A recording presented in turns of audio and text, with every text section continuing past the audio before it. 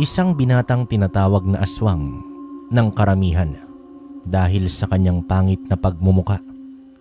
Ngunit ito rin pala ang magliligtas sa kanila mula naman sa kapamakan at sa mga aswang. Makakaya kayang patawarin ng binata ang mga taong gusto siyang mapahamak? Para sa mga hindi pa nakapag-subscribe sa ating channel, pindutin lamang ang subscribe button bilang pagpapakita ng suporta. Yun lamang mga kalakbay at kabaryo. Maraming salamat. Ituloy na natin ang kwento. Magandang araw sa inyong lahat. Pati na rin sa iyo kabaryo at sa mga masugid na tagapakinig ng channel mo. Ipinadala ko ang sulat na ito sa inyong channel dahil nais ko rin na ibahagi ang aking kwento sa inyong mga masugid na tagapakinig. Alam ko na may konting aral silang mapupulot mula rito. Itago nyo na lang ako sa pangalang Arnel. Nasa 68 taong gulang na ako ngayong taon at kasalukuyang nakikinig sa kwentong katatakutan at kilabot sa inyong channel. Ang kwentong itong karanasan ko na aking ibabahagi sa inyo ngayong araw ay nangyari taong 1979 sa isang bayan sa probinsya ng Capiz. Isang aswang nga pala ang bansag sa akin ng aking mga kabaryo. Ito ay dahil sa pangit na itsura. Nasunog kasi ang kalahati kong katawan dahil sa isang insidente noon na nangyari sa amin ng aming buong pamilya. Sa kabilang bayan pa kami noon nakatira, kasama ang aking mga magulang at ang dalawa kong mga ate. Ako naman ang bunso, kung kaya't mahal na mahal nila akong lahat. Masaya naman kaming namumuhay ngunit may nakaaway ang aking ama sa lupa na pinagsasakahan niya. Gusto kasing bilhin ng isang lalaki ang sinasakahan ni tatay ngunit ayaw niya naman itong ibenta. Dito nagalit ang lalaki kay tatay at pinagbantaan niya ang aking ama na magsisisi ito sa naging desisyon niya. Makaraan lamang ang ilang araw ay maayos pa naman ang lahat. Akala nga namin nila tatay ay sumuko na ang taong gustong bumili ng lupa niya. Ngunit hindi namin inaasahan ang isang pangyayari na siyang magbabago sa aming buhay. Sinunog ang buong palayan at maging ang aming bahay. Sa kalagitnaan lang ng gabi kami nagising. Halos mamamatay na ako noon sa kakasigaw habang nilalamon ng apoy ang aking kalahating katawan. Pero hindi ko ininda ang sakit noon dahil sinubukan kong iligtas sila nanay, tatay at mga kapatid ko. Ngunit huli na ang lahat noon kabaryo. Tuluyan na silang nilamon ng apoy at ako lang ang tanging nakaligtas. Nang mga sandaling yon ay hiniling ko na lang na sana ay namatay na lang ako kasama nila. Lapnos na lapnos ang kalahati kong katawan. Hindi ko na magamit ang kaliwa kong kamay. Mabuti na lamang at hindi tuluyang nasunog ang aking paa, kung kaya't nailakad ko pa yon.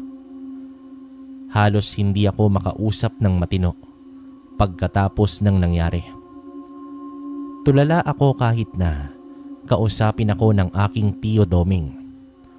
Pagkatapos naman akong magamot sa ospital, ay dinala niya ako sa kanila sa kabilang bayan kung saan siya nakatira. Siya lang din kasi ang natitirang kapatid ni tatay, kung kaya't siya ang tumulong sa akin. Wala siyang pamilya at mag-isa lamang sa buhay. Ito ang nag-alaga sa akin habang nagpapagaling ako sa kanyang bahay. Labis ang paghingi ko ng pasensya sa kanya dahil naabala ko ito. Pero nagpapasalamat din ako dahil inaalagaan niya ako at hindi pinababayaan. Simula nga noon kabaryo ay kinupkop na ako ni Tio Doming.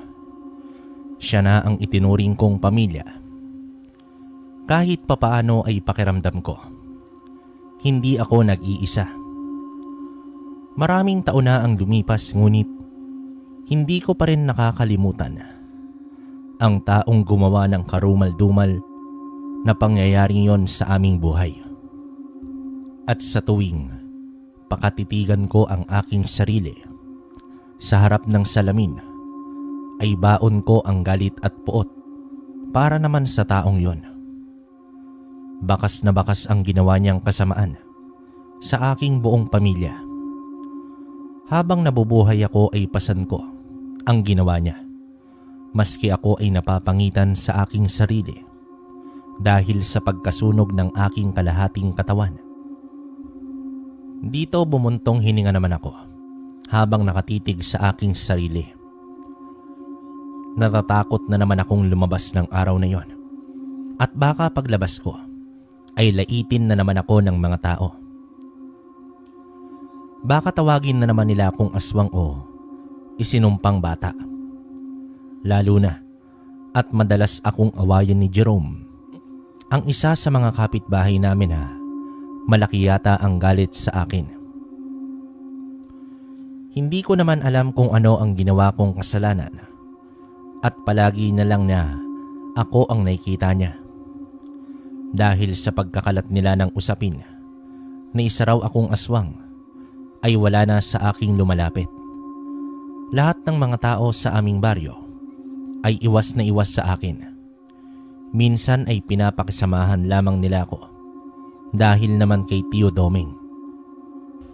Ang trabaho ko noon kabaryo ay ang mga aso sa bukid. Bukod doon ay kinaugalian ko na rin ang pagtulong sa pagtatanim ng mga mais, pinya, mga gulay at palay sa palayan na pagmamay-ari naman ni Tio Doming. Pinakatitigan ko muli ang aking sarili sa harap ng salamin.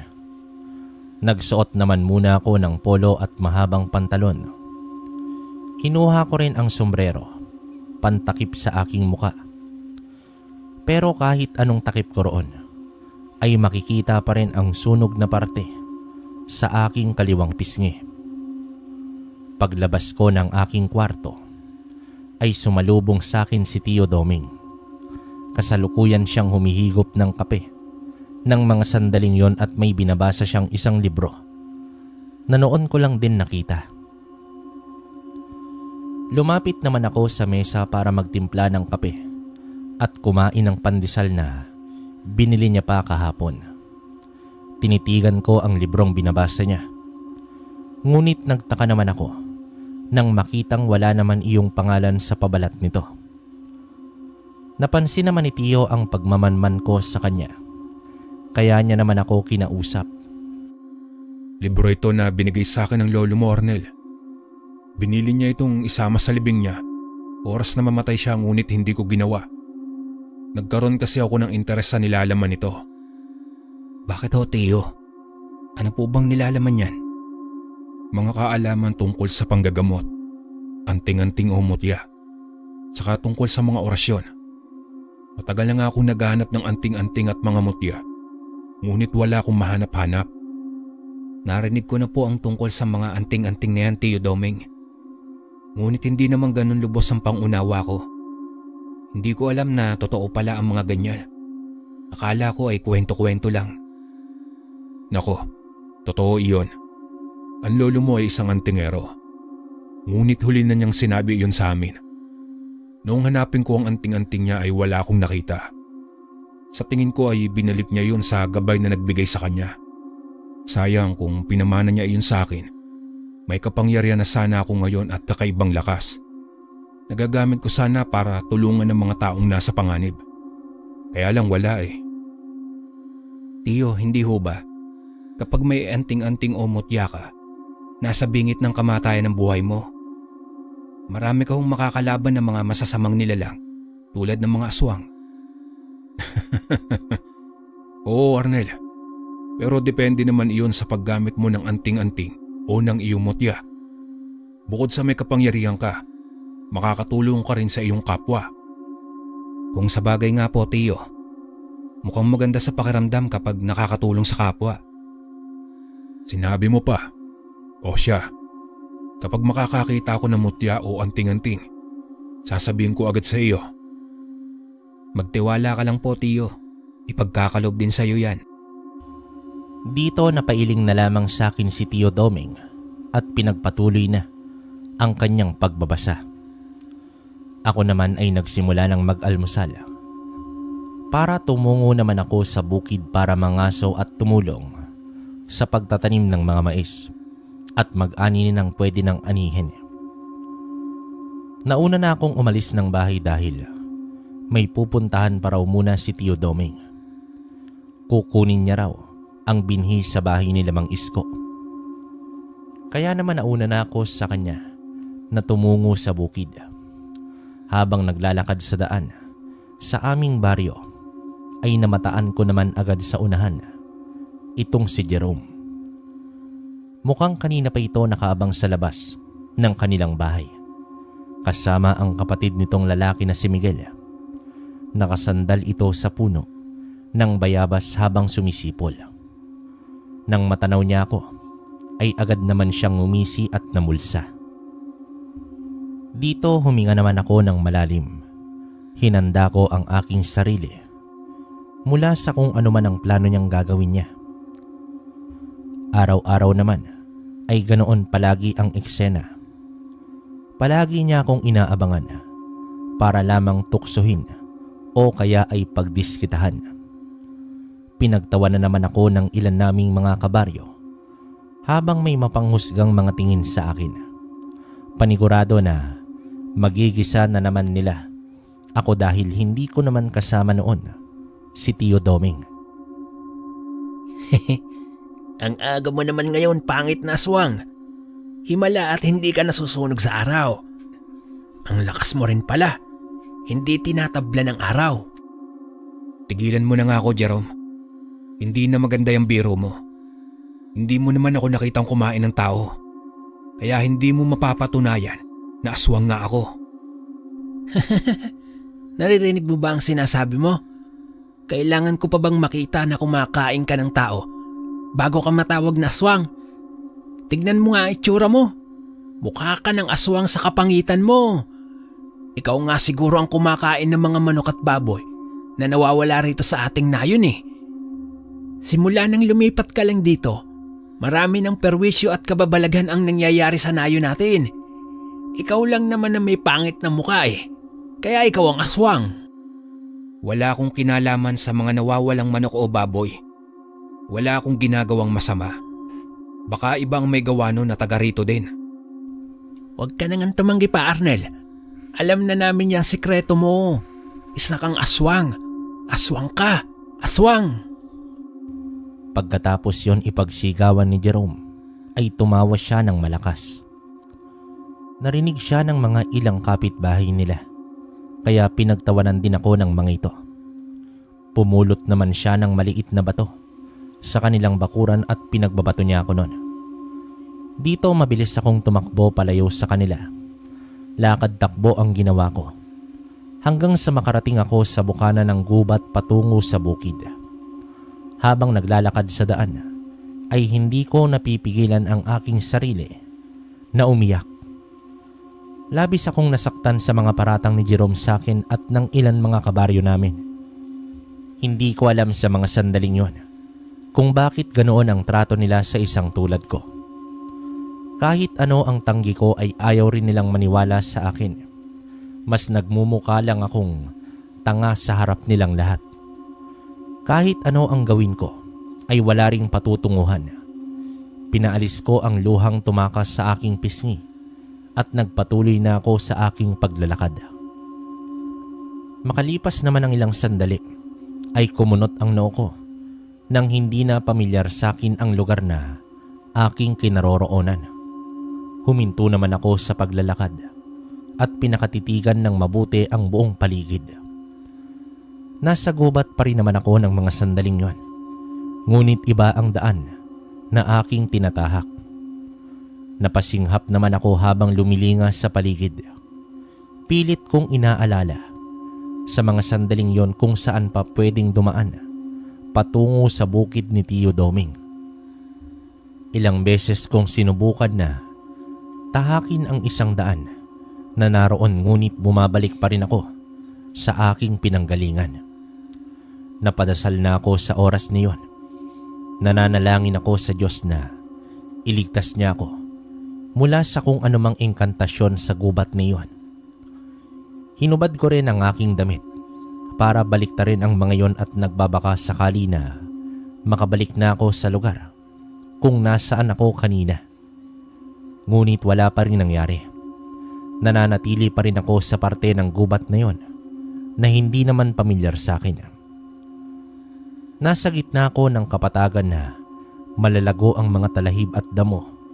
Sa paligid naman ay mga punong nagtataasang nakapalibot sa kapatagan na iyon. May 100 patungo sa unahan. Doon ako dumaan kanina, ngunit bumabalik lang din ako sa kinaroroonan ko. Dito mas nilakasan ko pa ang aking dasal na wag na akong gawa ng masama kung anuman ang may gawa noon sa amin.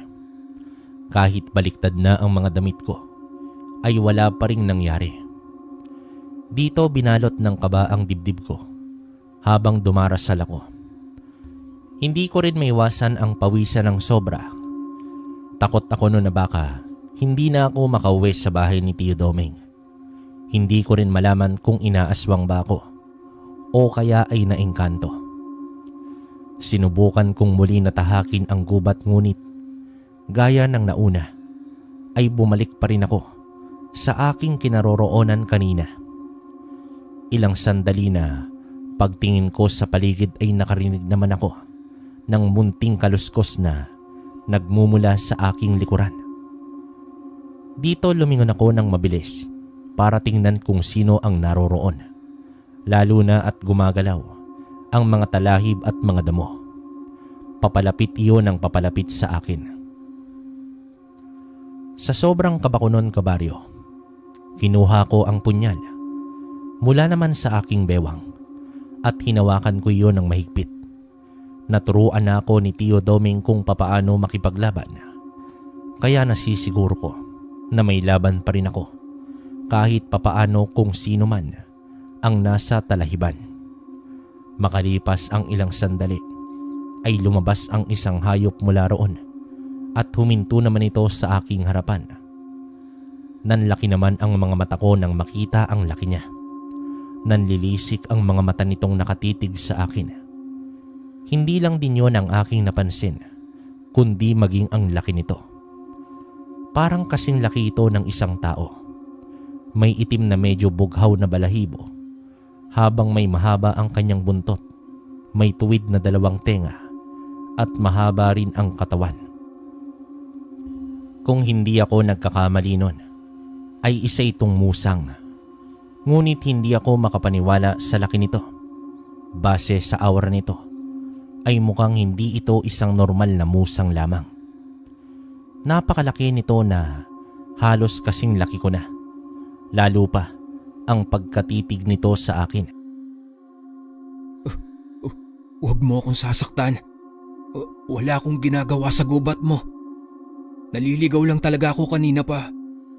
Gusto ko lang tumungo sa bukid namin. Patawarin mo ako kung naistorbo ko ang pagpapahinga mo. Unti-unti naman akong umatras palayo sa malaking musang na yon. Pero hindi ito tumitinag sa kinatatayuan niya. Nanatiling nakapukol ang itim nitong mga mata sa akin. Nilalamon ako ng kaba ng sandaling yon.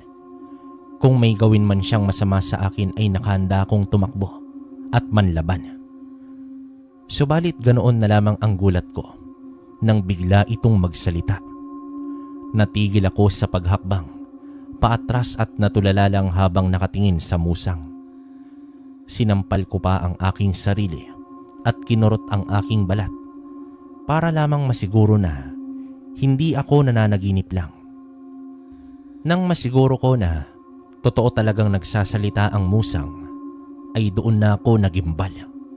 Nanginginig ang mga labi ko habang tinatanong ito kung sino siya at ano ang pakay niya sa akin. Sinagot niya naman ako. Nagpakita raw siya sa akin dahil gusto niya akong makausap tungkol sa isang bagay. Laganap na raw ang kasamaan sa mundo, lalong-lalo na sa aming nayon. Matagal na rin daw niyang sinusubaybayan ang aming lugar at marami na raw mga aswang at maging mga masasamang tao na nagkalat sa buong paligid. Sinabi naman ito na naroon daw siya para bigyan ako ng lakas para ipagtanggol ang mga taong ito mula sa kasamaan. Ako raw ang pinipili niya para bigyan ng isang malakas na mutya mula sa kanya.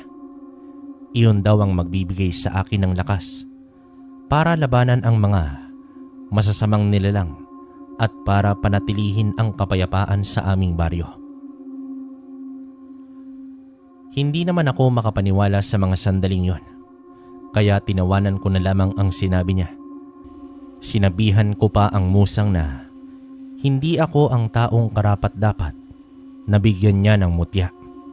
Dagdag ko pa ay mahina ako pagdating sa pakikipaglaban dahil sa aking anyo at kapansanan mula sa pagkasunog ng kalahati kong katawan. Subalit pinagpilitan ng musang na oras na sa akin ang mutya ay magbibigay ito ng lakas, tibay ng katawan. Makapaglalakad ako ng maayos at higit sa lahat ay may ipagtatanggol ko ang mga tao mula naman sa kapahamakan. Ako raw ang kanyang napili dahil may busilak akong puso para sa mga taong inaapi o ang nasa kapahamakan. Dito napabuntong hininga naman ako at pinag-isipan ang sinabi ng musang na yon. Binigyan niya ako ng ilang sandali pa para makapag-isip ng mabuti. Naisip ko na sa mga sandaling yon, kapag tatanggapin ko ang mutya, ay may pagkakataon na akong hanapin ang taong sumunog sa aming bahay noon na siyang dahilan kung bakit namatay ang aking mga magulang at kapatid. Sinabi ko rin sa musang ang gusto kong mangyari at natuwa rin siya nang marinig ang sinabi ko. Nakahanda raw siya na tulungan at gabayan ako. Oras na tanggapin ko raw ang kanyang alok. Dito kabaryo wala na akong pinalampas na pagkakataon at tinanggap ko na nga ang alok ng musang. Tinanggap ko ang kanyang mutya na magpapalakas daw sa akin. Magbibigay daw ito ng kapangyarihan upang ipagtanggol ang mga taong nasa kapahamakan o biktima ng mga aswang. Huwag din daw akong mag-alala at nakahanda raw siyang gumabay sa akin sa bawat laban na aking kakaharapin. Ipangako ko lang daw na gagamitin ko sa tama ang mutya at hindi sa kasamaan. Dito nangako naman ako sa kanya kabaryo. Sinabi ko rin sa kanya na basta naroon lang siya para gabayan ako ay hindi ako maliligaw ng landas. Pagkatapos ng pag-uusap naming dalawa ay bigla na lamang siyang nawala na parang bula. Ang huli niyang sinabi sa akin ay magpapakita lang siya sa oras na kailangan ko siya at kapag kakausapin niya na ako. Noong mawala naman siya ay bumalik ako kanina sa kinaroroonan ko. Napatingin ako sa aking hawak-hawak na mutya. Kusa iyong bumaon sa aking palad. Napasigaw pa ako ng malakas nang makaramdam ako ng kirot mula naman ron. Parang pangil iyon ng isang musang, pero kasing laki ng isang maliit na bato. Ininda ko ang sakit habang unti-unting bumabaon sa aking palad hanggang sa tuluyan na iyong bumaon at nawala. Titig na titig naman ako sa aking palad habang hinahanap ang mutya ng musang pero hindi ko na iyon nakita pa. Napahawak naman ako sa aking buong katawan kung may kakaibang nangyari ngunit wala naman. Ang ikinagimbal ko ay ang tuluyan kong paggalaw ng maayos sa aking kaliwang paa. Nang tingnan ko yon ay nawala ang nalapnos kong balat. Tiningnan ko rin ang aking kaliwang kamay at kinapa ko ang aking pisngi. Tila nabato balani ako sa aking kinatatayuan nang napagtanto na nawala na iyon dahil sa mutya. Lumuhod naman ako habang tumatangis. Sa mga oras na yon ay hindi pa rin ako makapaniwala sa mga nangyari. Sinampal kong muli ang aking sarili. Pero ganoon pa rin, tuluyang nawala na ang mga sunog ko sa aking katawan. Labis-labis ang pasasalamat kong binigay sa musang at maging sa Diyos dahil sa pagkakaloob niya ng mutya sa akin. Pagdating ko naman sa bukid nun, ay nandoon na si Tio Doming. Abala na siya sa kanyang pag-aani ng mais. Tinawag ko naman siya ng malakas. Nilingon niya ako at agad siyang napakunot ng noo nang makita ako. Ako po ito, Tio. Si Arnel. Arnel, ako ba ay pinaglololoko mo? Siguro ay narito ka para magnakaw sa mga tanim ko, ano? Tio Doming, pakatitigan mo ako ng mabuti. Ako po talaga ito, si Arnel. Pinagkalooban ako ng mutya ng musang kung kaya't ganito na ang anyo ko. Maski ako ay hindi makapaniwala na wala yung nasunog kong balat sa kaliwang bahagi ng katawan ko at naging normal na ito. Ako po talaga ito, Tio. Dito nabitawan naman ni Tio ang sako na hawak-hawak niya at lumapit ito sa akin. Pinakatitigan niya ako ng mabuti. Pinatalikod niya ako sa kanya at muli niya akong pinaharap. Tiningnan niya rin kung saan ang sunog na parte ng katawan ko. Ngunit pati yun ay tuluyan na talagang nawala, kaya hindi niya na nakita pa. Hindi naman siya makapaniwala na nakatitig sa akin. Napailamo siya sa kanyang muka at muli itong nagsalita. Bakit? Bakit ikaw ang binigyan ng mutya at hindi ako? Ako itong naghahanap. Pero hindi bali na, Arnel. Ang mahalaga ay may mutya ka na. Naniniwala na ako sa iyo. Ganyan talaga ang epekto ng isang mutya. Kapag tinanggap ka na talaga nitong tagapagprotekta, tutuwa ko para sa iyo. Sa wakas ay hindi ka nahuhusgahan ng mga tao. Bukod sa gwapo ka na, ay may kakayahan ka pang ipagtanggol ang mga tao mula sa kapahamakan. Malakas ka pa at isa ng ganap na antingero. Maraming salamat, Tio. Huwag ho kayong mag-alala. Gaya ng pangako ko sa musang, ay gagawin ko ang lahat para gamitin ang mutya sa kabutihan. Pupuksain ko ang kasamaan sa ating nayon, lalo na ang mga aswang na siyang kumakalat sa ating nayon tuwing gabi. Maganda yan, Arnel. Huwag kang mag-alala at narito lamang ako para sa iyo. Handa kitang tulungan para magamit mo sa tama ang iyong mutya. Bukod sa tulong ng iyong gabay, huwag kang mahihiyang magsabi sa akin at tutulungan kitang magsanay. Ipapahiram ko rin sa iyo ang mga libro na binabasa ko. Salamat ho, Tio. Malaking bagay ho yan sa akin. Hindi na po ako makapaghintay na sanayin ninyo ako para maging isang malakas na antingero. Tumango naman sa akin si Tio Doming at tinapik niya ako sa balikat. Simula ng araw na yon, maraming itinuro sa akin si Tio. Pagdating nga namin sa bahay ay agad niyang ibinigay sa akin ang libro na kanyang binabasa. Sinabihan niya ako na basahin iyon at pag-aralan ko ng mabuti. Natutuwa naman ako dahil suportado niya ako at tinutulungan. Tinuruan niya rin ako kung papaano ang makipaglaban at ang gumamit ng orasyon. Sa bawat araw na lumilipas ay nararamdaman ko na lumalakas ako. Mas lalo ring lumalakas ang aking mutya na bigay sa akin ng musang. Minsan ay nagpakita sa akin ang musang para kausapin ako sa mga bagay-bagay na siyang maaari kong magamit sa aking pakikipaglaban. Tulad na lamang ng bilis ko sa pagtakbo, matulin kong pagtalon, at matatalas na paningin sa dilim at pandinig sa buong paligid. Isang gabi noon ay nagising na lamang ako mula sa aking panaginip. Napanaginipan ko raw ang gabay ng aking mutya at sinasabi niya sa akin na kailangan kong tumungo sa kabilang baryo. May nangangailangan ang aking tulong ng mga sandaling yon. Nakaramdam naman ako ng takot sa mga sandaling yon dahil iyon ang kauna-unahang pagkakataon ko na simulan ang aking misyon. Ngunit tinabangan ko rin ang aking sarili dahil kailangan kong iligtas ang tao mula sa kapahamakan. Kinuha ko ang aking matutulis na karit, saka ko iyon itinali sa aking kamay. Para iyong mga matutulis na kuko, pero gawa ang mga yon sa bakal. Oras na matamaan ko ang aking kalaban nun, ay panigurado na babaon iyon sa kanilang kalamnan. Masusugatan ang mga ito at mapupuruhan. Nang nakapaghanda na ako sa aking mga kasangkapan na dadalhin, ay dahan-dahan naman akong lumabas ng aking kwarto. Ayaw kong magising ng sandaling yung si Tio Doming. Ayaw ko rin na mag-alala ito dahil sa akin. Baka magising siya ay sasamahan lang niya ako sa laban, at iyon ang ayaw kong mangyari.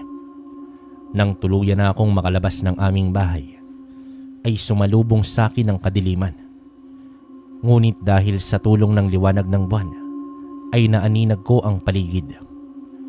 Pinatalas ko rin ang mga sandaling yon ang aking paningin upang makakita ako sa madilim na parte ng gubat na hindi nasakop ng liwanag. Habang tinatahak ko ang daan patungo sa bahay kung nasaan ang aswang, ay nagpakita naman sa akin ang gabay na si Musang. Nagpatiuna ito sa paglalakad at para bang sinasabi nito na sundan ko siya. Iyon naman ang ginawa ko. Sinundan ko ang Musang hanggang sa tuluyan na nga kaming nakarating sa bahay na pinakita niya sa aking panaginip. Natanaw ko agad ang 3 aswang na nasa anyong aso na umaaligid sa bahay na yon. Rinig na rinig ko rin ang malakas na iyak ng sanggol mula naman sa loob.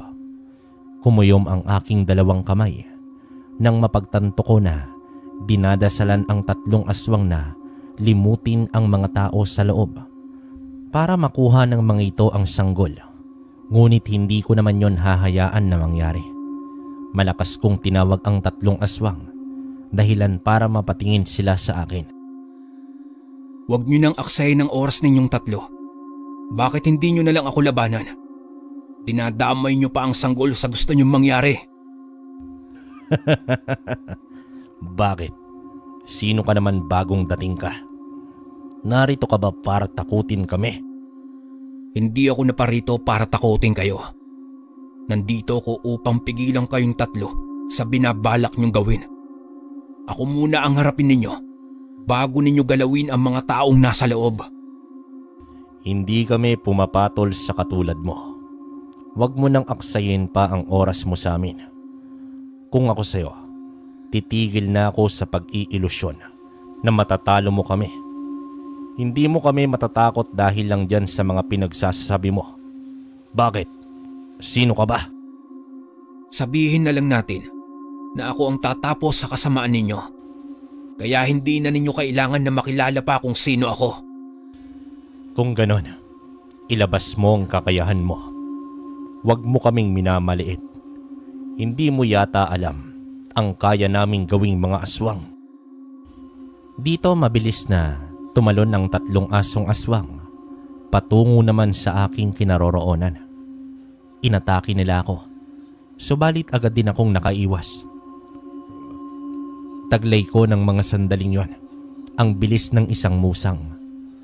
Umakyat naman ako sa puno, saka naman ako lumundag at pinadaanan ko ang karit sa katawan ng isang aswang. Dito napasigaw ito ng malakas habang sumisirit ang dugo mula sa kanyang katawan. Dahil sa sugat ay bumagsak ito sa lupa, nangisay hanggang sa bawian ito ng buhay. Nanlilisik naman ang mga mapupulang mata ng 2 aswang na natitira habang nakatingin sa akin. Mababanaag ang galit sa kanilang anyo dahil sa nangyari sa kanilang kasama. Binalingan nila akong 2 at sabay silang sumugod patungo sa aking kinatatayuan. Mabibilis ang atake nila na para bang sumasabay lamang sila sa hangin. Ngunit pinanatili kong kalmado ang aking sarili. Pinatalas ang aking mga mata at pandama sa buong paligid ng gabing yon. Nag-usal na rin ako ng isang orasyon na siyang magbibigay sa akin ng lakas at talas ng isipan kung papaano ko pababagsakin ng sabay ang 2 aswang. Ipinikit ko ang aking mga mata ilang sandali pa ay naramdaman ko ang presensya ng isang aswang na pasugod sa aking likuran. Agad kong inangat ang aking kanang paa at sinipa ito ng malakas. Tumilapon ito sa may damuhan at sumadsad sa lupa. Ang isa namang aswang na kasama nito ay agad na sumugod habang abala ako sa pagtingin sa kasama niya. Ngunit agad ko siyang pinadaanan ng aking karit sa kamay, dahilan para magkaroon siya ng pilas sa kanyang muka. Kitang-kita ko ang paghiwalay ng kanyang balat mula sa kanyang pisngi. Umatras naman ito habang papalapit ako sa kanya. Hindi na tumigil ang pagdurugo ng kanyang pisngi na noon ay nakalabas na ang kanyang buto. Magbabayad ka sa ginawa mong to. Hahanapin ka ng kuya ko. Magbabayad ka sa pagpatay mo sa mga kasamahan ko. Yun ay kung makakarating sa kanya ang tungkol sa akin. Isa pa kung babalikan man ako ng kuya mo, ay hindi ako natatakot. Misyon ko ang tapusin kayong lahat na nag-aasik ng lagim dito sa baryo. Isang malaking pagkakamali ang kalabanin mo kami. Hindi mo kilala ang kuya ko. Marami siyang napatay na mga antingero na katulad mo. Wala akong pakialam. Sa galit at kaba ko ay hindi ko napigilan ang aking sarili at mabilis kong pinadaan ang talim ng karit sa leeg nito. Napatingin naman ako sa ulo nitong gumulong sa lupa. Halos masuka rin ako sa sarili kong ginawa. Pero nilakasan ko ang aking loob. Nang masiguro ko na patay na ito, ay binalingan ko ang aswang pa na natitira. Ngunit pagtingin ko sa may damuhan, ay wala na ito roon.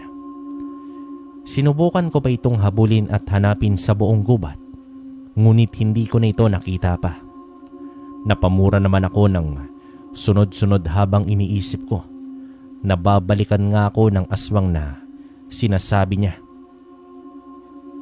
Ngunit mabilis ko rin yung ipinagsawalang bahala. Sinabihan ko ang aking sarili na wala naman akong dapat na ikatakot dahil kasama ko ang Diyos sa lahat ng aking laban at ang gabay na musang. Bago naman ako nagpatuloy sa paglilibot sa buong nayon namin, ay sinunog ko muna ang katawan ng mga aswang na aking napaslang. Iyon ang bilin sa akin ni Tio Doming. Kapag susunugin ko raw ito, ay magiging isang patay na puno ng saging onyog na lamang ang katawan ng mga ito kinabukasan. Sa paraan daw na yon, ay maiiwasan ang pagkalat ng mga kwento tungkol sa mga aswang. Sa ganon ay hindi ito magbibigay ng takot sa mga tao sa aming nayon. Isa pa ay tungkulin kong gawin yon upang mapanatili ang kapayapaan sa aming baryo. Pagka-uwi ko naman sa bahay namin ni Tio Doming, ay naabutan ko itong gising. Agad niya naman akong nilapitan nang makapasok ako ng bahay. Kumunot ang aking noo nang makita ko na hawak-hawak niya ang libro na pinahiram niya sa akin. Tio Doming, bakit gising pa po kayo?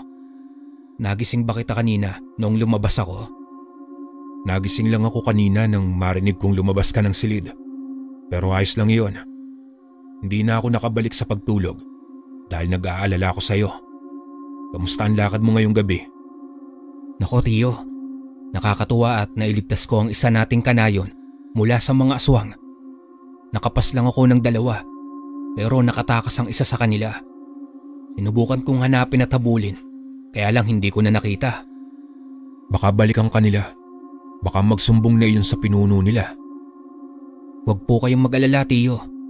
Hindi ho iyon mangyayari. At kung sakali man na sumugod sila ngayon dito sa atin, ay lalabanan ko sila. Ipagtatanggol din kita mula sa kanila Tio. Mabuti naman kung ganon, Arnel. Natutuwa ko at may mutya kang tangan na handa kang ipagtanggol at nabibigyan ka ng lakas.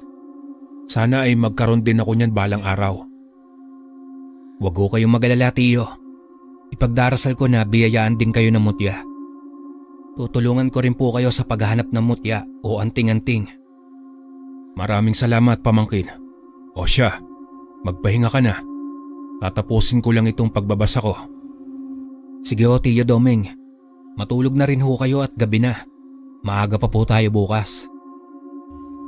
Tumango naman sa akin si Tio Doming ng mga sandaling yon. Ngunit ang mga titig niya sa akin ay pawang kakaiba. Hindi ko lang malaman kung ano ang ibig sabihin nun. Kaya binaliwala ko na lamang at nagpatuloy na ako sa aking kwarto. Sa kalagitnaan ng aking pagtulog ay bigla na lamang akong nanaginip. Tumungo raw sa aking kwarto si Tio Doming habang nag-aapoy sa galit ang kanyang mga mata. Pinakatitigan daw niya ako ng mabuti at unti-unti siyang ngumisi. Hinawakan daw ako ni Tio Doming sa aking kamay at pinisil ang aking palad. Pagkatapos daw nun ay may mga salita siyang binabanggit na hindi ko maunawaan kung ano. Ilang sandali pa ay nakaramdam ako ng pamimigat ng aking katawan. Umiinit din ang buong katawan na parabang itinapon ako sa isang nagbabagang lawa. Sinubukan ko raw bumangon ngunit pinigilan ako ni Tio Doming. Gigil na raw siyang sakalin ako habang patuloy pa rin ang pagbabanggit niya sa isang dasal na hindi ko maunawaan. Bumigat daw ang aking pakiramdam. Parang kinakapusan ako ng hininga. Sumigaw raw ako ng malakas ngunit tila hangin lamang ang lumalabas sa aking bibig at wala na akong boses. Sinubukan kong galawin ang aking katawan ngunit hindi ko na magalaw ng mga sandaling yon. Maya't maya ay narinig ko raw ang boses ng aking gabay na musang. Ginigising ako nito at tinatawag ng malakas. Sinundan ko ang boses nito hanggang sa iminulat ko ang aking mga mata at dito suminghap ng malakas. Noon ay natagpuan ko si Tio Doming na nasa loob ng aking kwarto. Nakahawak siya sa aking kanang kamay habang nagdarasal siya sa wikang Latin. Nanlaki naman ang aking mga mata nang mapagtanto ko na totoo ang napapanaginipan ko. Sinubukan kong bawiin ang aking kamay mula sa kanya, subalit hindi iyon binitawan ni Tio. Mahigpit ang pagkakahawak niya roon na para bang nakasalalay ang buhay niya sa aking kamay.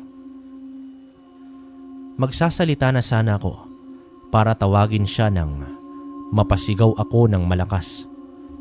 Nang ang sakit na nararamdaman ko kanina ay mas lalong tumitindi. Nakita ko ang mutya ng musang na unti-unting lumalabas sa aking palad at parang tutungo iyon sa palad ni Tio Doming. Nagpapalit-palit ang tingin ko kay Tio at sa aking mutya. Ayaw ko man isipin ang iniisip ko noon, ngunit mukhang totoo ang nakikita ko. Gustong kunin ni Tio Doming ang mutya na bigay sa akin. Humugot naman ako ng lakas at mabilis kong tinulak si Tio Doming. Sa lakas ng puwersa na nagmula sa kamay ko, ay tumilapon si Tio sa dingding ng aking kwarto. Gulat siya nang imulat niya ang kanyang mga mata na nakatitig sa akin. Tiningnan ko ang aking palad. Nakita ko na bumalik muli ang mutya sa aking kamay at nanatili iyon doon. Ang sakit at nag-init ng aking katawan kanina ay bigla na lamang nawala. Ano hong ginagawa niyo sa akin, Tio Doming? Bakit niyo po kinukuha ang mutya ng musang mula sa kamay ko? Hindi mo ba nakita ang ginawa ko? Sa tingin mo, bakit ko iyon ginawa? Hindi ba't nakita ng dalawa mong mata na kinukuha ko ang mutya mo para mapasa akin ang mutya na yan? Ako dapat ang bigyan ng musang na mutya na yan. Pero ano, binigay niya sa isang tulad mo. Pero bakit po, Tio? Hindi tama ang pagkuha mo sa pag-aari ng iba. Saka binigay ito sa akin ng gabay na musang. Ibig sabihin ako ang pinili niyang tagabantay nitong mutya. Yun nga nakapagtataka ni hindi ka naman magaling sa pakikipaglaban. Na ang isang pangit na tulad mo ay biniyayaan ng ganyang kagandang mutya. Kaya ibigay mo sa akin yan, Arnel. Ako ang mas karapat dapat na humawak niyan. Yan ang hindi ko maaaring gawin, Tiyo. Kinakailangan ko ang mutya na ito para maging buo ulit ako. Nang makalakad ako ng maayos at nang mahanap ko ang taong sumunog sa bahay namin noon. Kaya hindi ko ito maibibigay sa iyo. Pasensya na po, Tiyo. Ganoon ba? Pwes kung hindi ka madadala sa pakiusap, ay dadaanin na lang kita sa dahas. Dito ay mabilis na sumugod sa akin si Tio Doming. Pagkahugot niya ng kanyang punyal sa bewang, muntik niya na akong natusok sa aking dibdib. Kung hindi agad ako nakaiwas. Tiyo, itigil mo na ito. Ayaw kong kalabanin ka. Tiyo pa rin kita sa kabila ng lahat. Hindi dapat tayo umabot sa ganito. Hindi kita lalabanan. Labanan mo ako, Arnel. Sa mga sandaling to, hindi na pamangkin ang tingin ko sa iyo, kundi isang kalaban. Wala nang mas mahalaga sa akin kundi makuha ang mutyarian sa katawan mo. Kapag nakuha ko iyan at napasa akin, lalakas ako. Katatakutan ako ng mga tao rito sa ating baryo. Hindi lang dito kundi sa buong nayon at bayan. Ano bang nangyayari sa iyo, Tiyo? Bakit ka nagkakaganyan? May mali ba sa binasa mo sa libro? Walang mali, Arnel. Noon pa man ay balak ko na talagang kunin sa iyo ang mutya. Wala akong pagkakataon na makuha sa iyo dahil nakabantay ang gabay mo. Pero ngayon na wala pa siya, ay tatapusin ko na ang oras. Muli na namang sumugod sa akin si Tio Doming. Mabilis akong umiwas sa mga atake niya. Hanggang sa lumabas ako ng aking kwarto.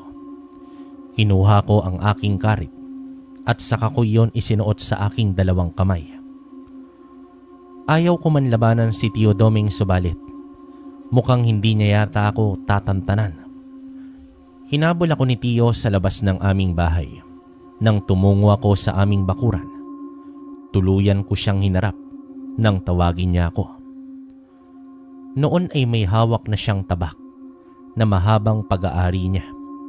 Ngumisi naman si Tio Doming sa akin habang nakatingin siya.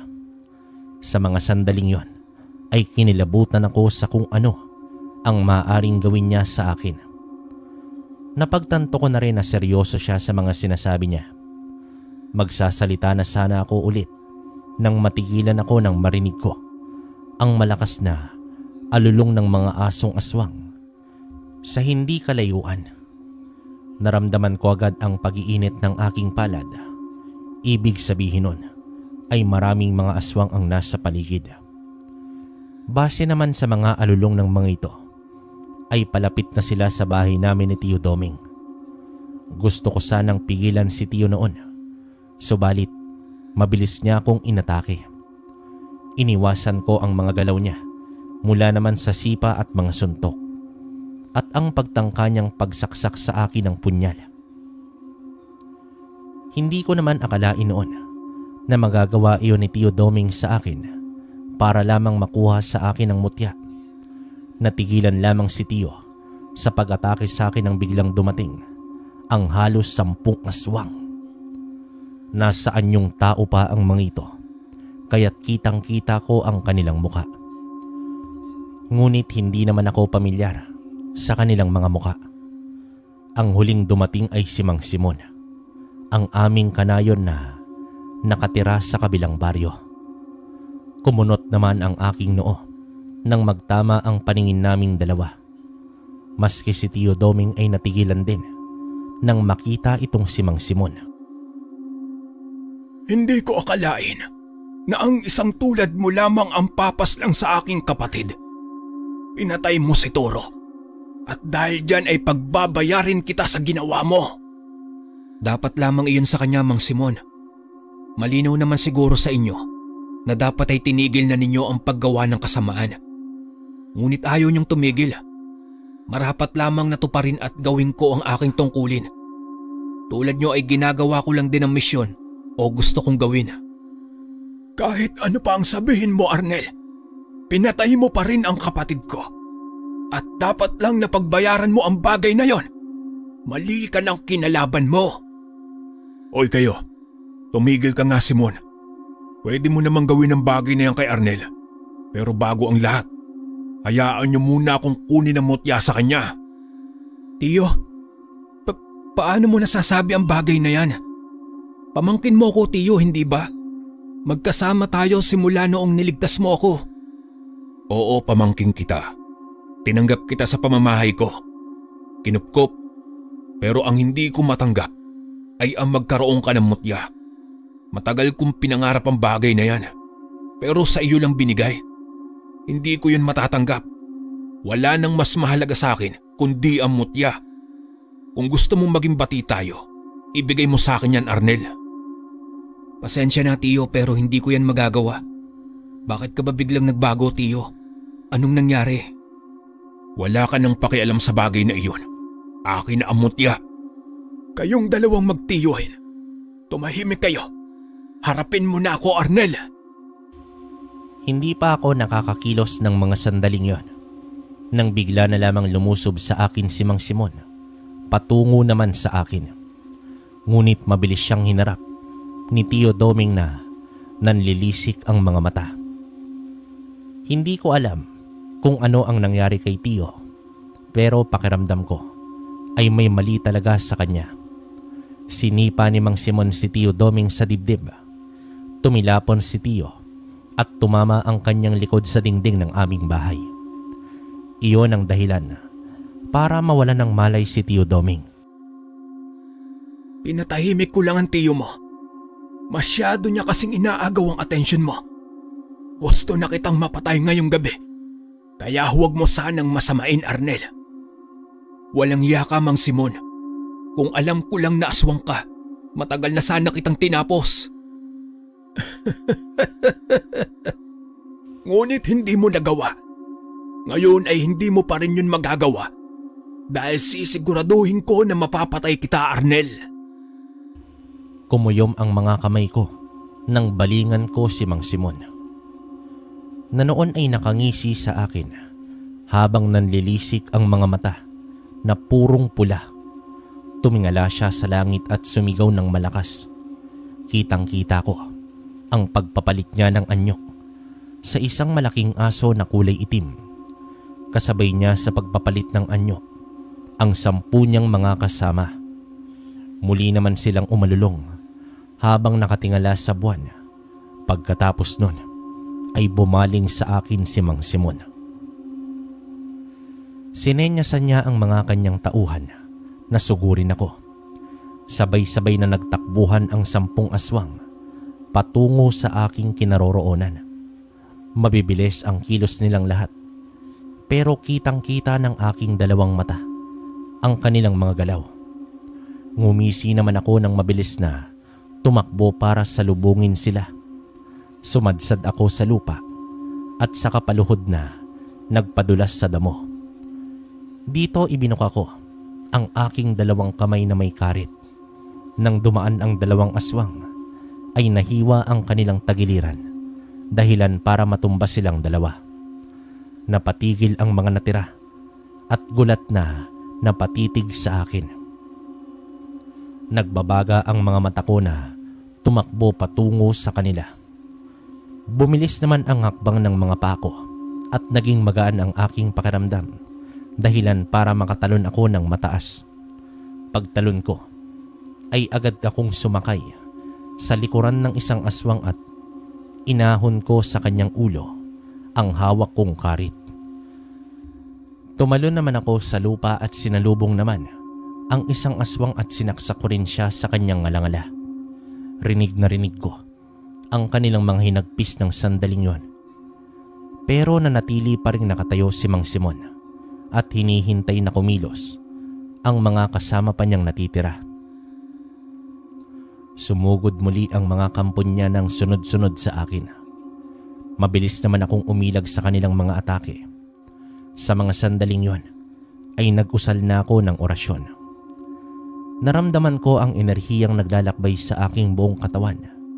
Pakiramdam ko ay lumalakas ako habang binabanggit ang mga salita sa orasyon. Natigilan ang mga kampon ni Mang Simon sa pag-atake nila sa akin.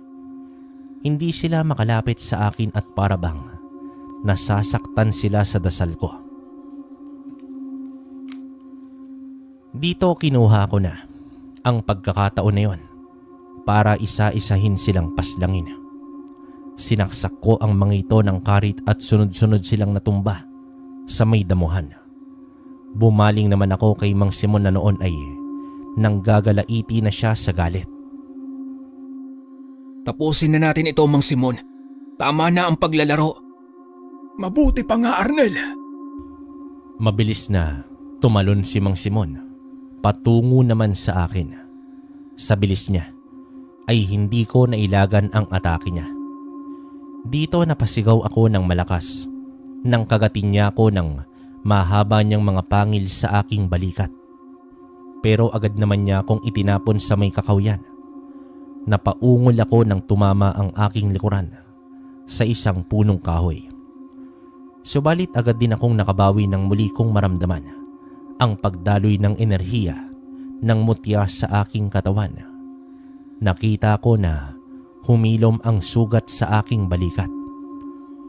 Muling sumugod itong si Mang Simon at ang bawat atake niya ay naiiwasan ko. Gumulong ako sa lupa at mabilis na umakyat sa puno. Nang malapit na sa akin si Mang Simon, ay agad ko siyang sinakyan sa kanyang likuran. Walang pagdadalawang isip na sinaksa ko siya sa kanyang balikat ng sunod-sunod. Tinara ko rin ang karit sa kanyang leeg, dahilan para sumirit ang kanyang dugo roon. Nang gigigil akong mas ibinaon ang karit sa kanyang leeg. Dito nagpumiglas si Mang Simon mula sa akin pero hindi ko na siya pinakawalan pa hanggang hindi ko nasisiguro na patay na ito. Noong hindi na siya gumagalaw at humihinga, ay lumukso na ako at hinayaan siyang nakahandusay sa lupa. Habol ang aking hininga nang tingnan ko siya. Dilat ang kanyang mga mata habang nakatitig sa kawalan. Lumuhod naman ako sa kanyang harapan at pinagdikit ang aking dalawang palad. Dito nag-usal ako ng dasal para sa ikakatahimik ng kaluluwa nilang lahat. Pagkatapos kong magdasal ay binalingan ko si Tio Doming. Wala pa rin siyang malay ng oras na yon. Lumapit ako sa kanya at pinulsuhan. Napahinga ako ng malalim nang malaman na buhay pa si Tio. Binuhat ko na siya at dinala sa may sala ng aming bahay. Tumungo naman ako sa kusina para kumuha ng apoy para sunugin ang bangkay ng mga aswang na napaslang ko sa labas. Noong nasa labas na ako, ay agad kong tinapon ang mga bangkay ng kampo ni Mang Simon at dinala sila sa likuran ng aming bahay. Doon ko sila sinunog at maging ang katawan ng matanda. Nang mga sandaling yon, ay nagpakita naman sa akin ang gabay na musang. Sinabi niya sa akin na siya raw ang bahala sa mga labi ng aswang. Kinakailangan ko raw na dasalan ang aking tiyo dahil nilamon nito ng kasamaan nang basahin nito ang isang dasal na nasa libro. Tumungo naman ako sa loob ng aming bahay. Kinuha ko ang rosaryo at saka yon pinasuot sa kanya. Pagkatapos nun ay itinali ko siya sa upuan. Saka naman ako nagdasal. Nang hawakan ko sa noo si Tio Doming, ay agad kong naramdaman ang mainit na kuryenteng dumadaloy sa katawan ko. Doon ko napagtanto na totoo ang sinasabi sa akin ng gabay na musang. Ipinagpatuloy ko ang pagdarasal ko kay Tio Doming hanggang sa naramdaman ko na unti-unti ay nawawala ang init na nararamdaman ko sa kanyang noo. Matapos iyon ay biglang pinagpawisan ng malagkit si Tio at dito nagkaroon siya ng malay. Takang-taka naman siya nang makita na nakatali ang kanyang dalawang kamay sa may upuan. Pasensya na ho, Tio. Kinakailangan ko lang talian ka para masiguro ko na hindi ka naman lalaban. Dinasalan kita dahil nilamon ng kasamaan o itim na nilalang ang isipan mo para kunin sa akin ang mutya. Nagawa ko iyon. Nasaktan ba kita? Ano ang nagawa ko? Pasensya na at wala akong maalala, Arnel. Wala ho iyon, Tiyo. Ang mahalaga ho ay maayos na kayo ngayon. Hindi nyo man ako nasaktan at hindi naman ho kayo napahamak. Huwag nyo na hong babasahin yung libro na binasa nyo kanina, Tiyo.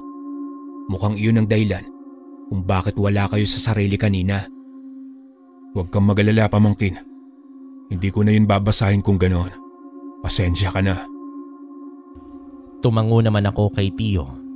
Saka ko siya pinakawalan mula sa pagkakatali. Simula nga noon ay tinago na ni Tio Doming ang libro na nabasa niya at kahit kailan ay hindi niya na iyon binuksan pa. Doon din ay nagsimula siyang tumulong sa akin sa pagpaslang sa mga aswang. Dahil sa pinakita ni Tio Doming ay binayayaan siya ng anting-anting ng albularyo sa aming baryo. Iyon ang pagsisimula ng pagsasama naming dalawa sa pakikipaglaban. Marami kaming pinagsamahan na dalawa at napuksang mga aswang sa lumipas na mga taon.